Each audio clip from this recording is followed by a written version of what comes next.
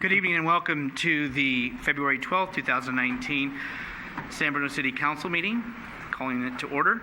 We also want to thank the Garden Club for providing the floral arrangement.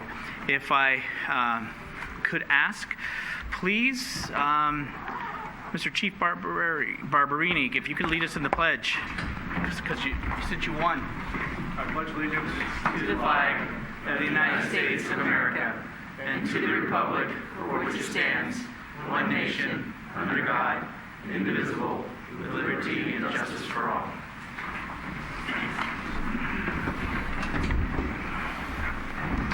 Roll.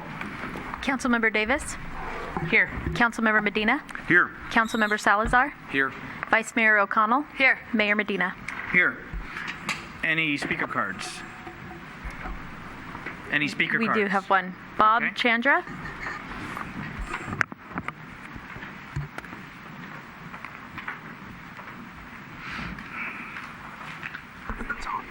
Good evening.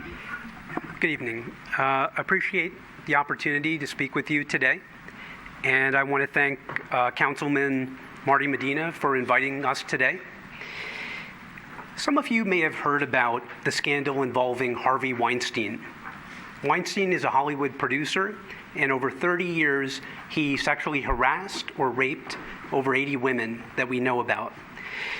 He did this over such a long period of time, it makes you wonder, how did he get away with it for so long? The answer to that question came in an expose from the New Yorker, which described a system Weinstein used against his victims using private investigative firms. The PI firms were used to intimidate and harass these women so as to deter them from going public with their concerns. If they were walking on foot, the PI firm would follow her around town. If she was in the park with her family, the PI would come in an intimidating SUV and park nearby. The point was to silence Weinstein's Me Too victims, and it worked for 30 years. This system is called covert harassment, and it was not just Weinstein who's used this system. Increasingly, it's a collection of techniques, a protocol that the wealthy and the powerful are using against the powerless.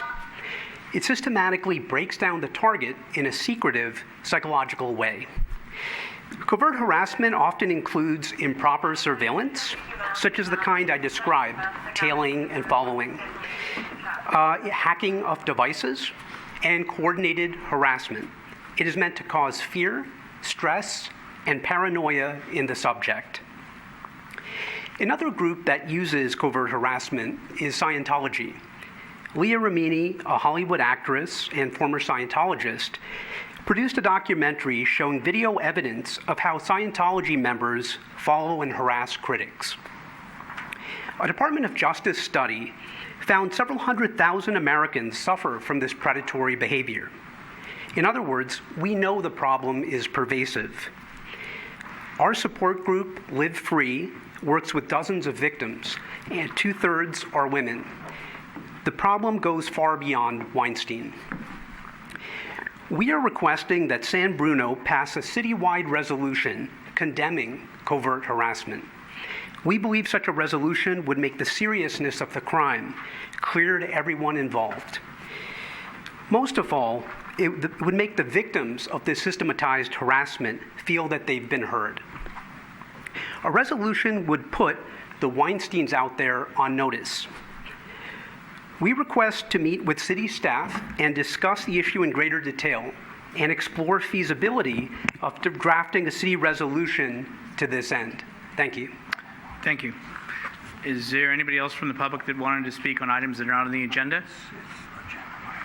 If not, we'll move on to announcements. First and foremost, we want to recognize the participants of the recent Battle of the Badges. That's blood drive that was held on January 2nd at Fire Station 51. Chief Kress. Good evening, Mayor Medina, members of the council. Yeah, we did want to provide a report on the recent blood drive for a variety of reasons. First of all, we want to recognize the members of the public who turned out to support this event. It was as you're going to hear in a minute, it was a fabulous turnout, and so as usual, the the city with a heart really stood up and donated blood. Secondly, we want to acknowledge staff that put this effort together. And behind me, you see Catherine Curd and Sherry Campbell from the police department who took on this project. And as you'll hear in a second, is a very involved project and made it the success that it was. And then lastly, we want to acknowledge our cooperation with the American Red Cross. We have Doug Coons from the Red Cross here.